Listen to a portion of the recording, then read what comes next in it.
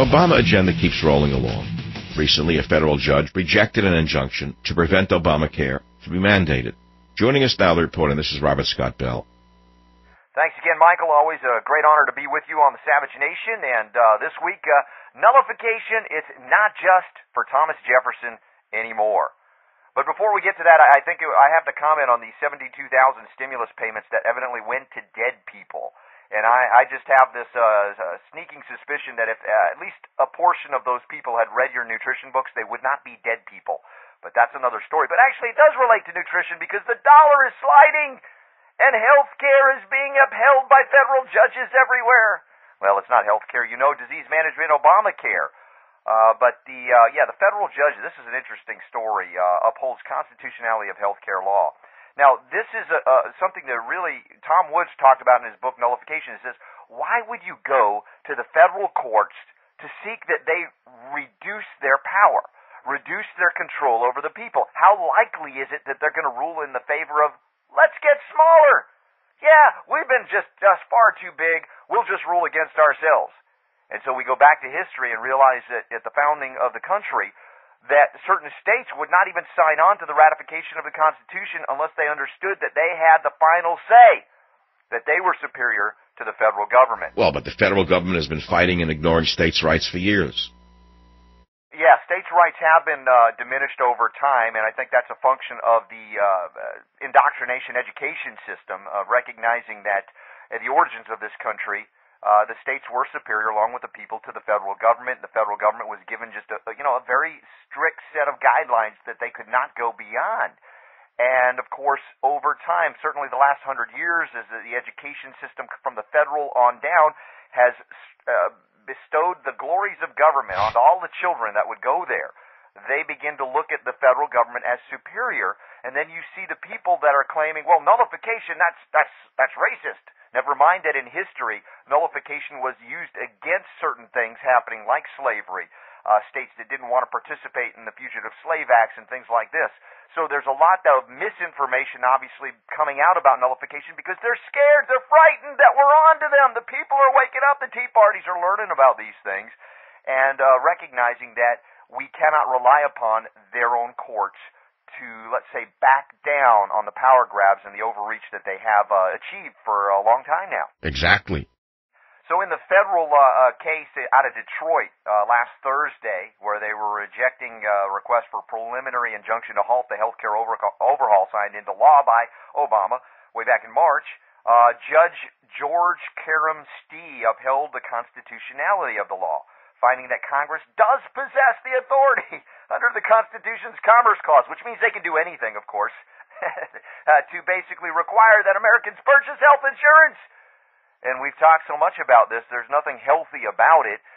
It's going to drive an underground black market of other therapies, into the realm of reality, which, by and large has been happening for so long. We've talked about this over time. In fact,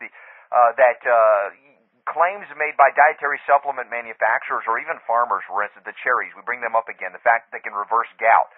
Now, as the Senate had debated a story, we mentioned last week that, they might, 10 years in prison, jail time for a company that would link to peer-reviewed published science. Crazy. And so it isn't the far-out natural medicine proponents that are actually lacking science. It's that when they adopt the science, acknowledge it, and try to foist it at the front of what they're doing, that they are thrown a real wrench that could result in a loss of their freedom. And there's another thing that the federal courts are probably not going to rule on or rule correctly on is McDonald's and 29 other firms get health care coverage waivers. What? If it's so great, why do these large multinational firms need to have an ability to opt out of certain aspects of Obamacare? And yet they won't let the individual opt out on it. Like they have made the special provisions for the Amish for certain sects and otherwise.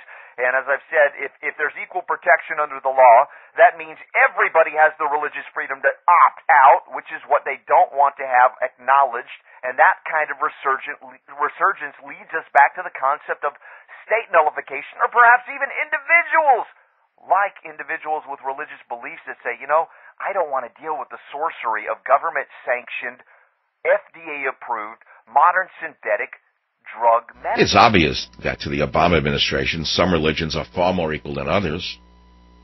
Well, I don't know. I think at the founding of this country, it was about spiritual freedom. And there was not a designation between what one person believed or another as long as they harmed nobody else in the process. We're not talking about religious sects that want to blow up buildings. We're talking about those that simply do not want to participate in the mandate, the federal mandate that they should accept synthetic toxic poisons as a way of life or as a way of recovering from disease that may have been caused by exposure to those same synthetic toxic poisons.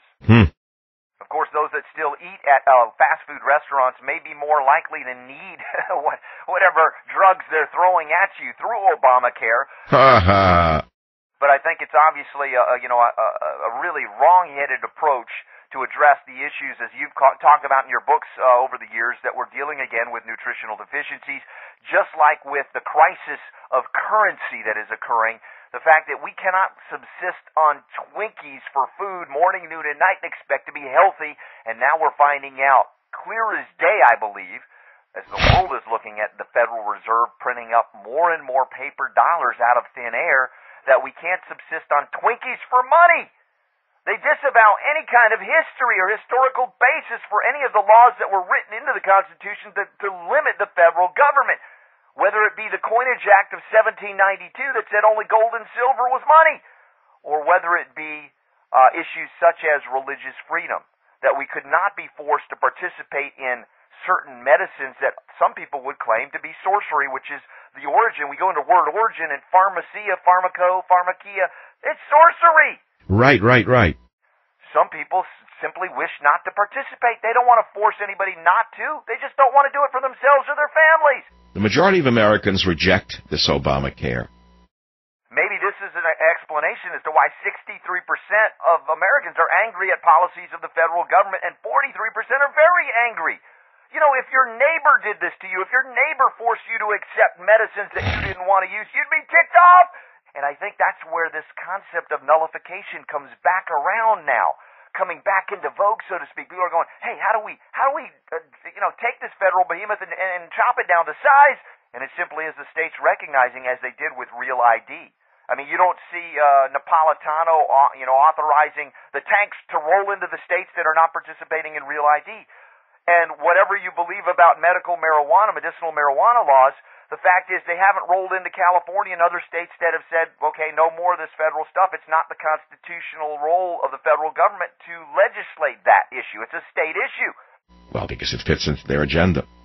So I think that awareness is now coming to pass on many levels, why the 10th Amendment Center, for instance, is promoting this concept through the nullification tour that they have that I just attended in Orlando. And it's really an exciting thing. These are the Tea Party people. These are the people that are really wanting to find solutions, not just wanting to scream angrily. You know, like the left would claim, oh, they're just angry about nothing or everything, it doesn't matter. No, they're looking for ways out of this mess. And they're recognizing that it may be more efficient to pull the plug on federal power than to attack it. Simply like we talk about from a health and nutritional standpoint, you want to feed a candida? Hey, load up on sugar. You're going to see Candida albicans overgrowth yeast infections worldwide. Of course, if you want to reduce a yeast infection, one of the most powerful ways to do it is not necessarily a drug, it's to stop feeding the yeast infection, much like we should stop feeding the cancer that is the federal government at this point, going well beyond its constitutional limitations. Are there any signs that things are going to get better? I mean, we can hope that the federal courts would rule in the favor, and I have, good hope that maybe they will, because Jonathan Emord, who I mentioned here, beat the FDA 7 times. He's party to the United States Citizens Association suit against Obamacare, and he's brought up constitutional issues that the states haven't even considered. So it may very well be that the courts do the right thing, but in reality, we can't expect that, and we need to look at other channels that have been used historically since the dawning of this country that do so in a peaceful way, that simply bring government back to the place where we have a strong national defense. We have an economy where everybody is able to participate based on freedom, not by force or coercion, and certainly not by force of a gun to participate in what we know as perhaps the third leading cause of death, depending on the stats you use and which medical journal you look into. Modern medicine, of which Obamacare is enforcing or encroaching even further by strengthening that monopoly which has descended upon us over the last 100 years, like we mentioned here, since the Flexner Report of 1910 and Obamacare of 2010. Also the dropping value of our dollar and the shambles of our economy. And even if nullification is not used, and even if the federal courts rule that it's constitutional, if you tie it into the economy, and it's always the economy, there is no money to pay for this, despite Bernanke's continual insistence that we can print like there's no tomorrow, and of course there will be no tomorrow for the Federal Reserve note dollar. And do we then acquiesce to the world governmenters, the one world odor eaters out there that want to have one currency that is based on the same phony, funny money fiat standard based on nothing? Or do we want to return to the basis that maybe freedom works, and that maybe the American people on the free market could actually decide what they want to use as money, and maybe gold and silver will be that which we choose, even though it's still the only constitutionally authorized form of money that is technically allowed, except for the legal tender laws that were passed in concert with the Federal Reserve Act of 1913. Mm-hmm. So which way do we go? Freedom? Tyranny? Health? Disease? I think nullification is a great thing to look into, Michael, and I appreciate the opportunity to, get the word out on this. Thanks for the report, Robert. Where can we read more? Thanks again, Michael, and for your listeners that want to learn more about this and other topics we cover here on the Savage Nation, just send them on over to robertscottbell.com. Thanks again. Look, it's no surprise as to the direction Obama is taking us. I have chapters about this, clear as day, in Trickle Up Poverty, the best-selling book. I'll be right back. Savage.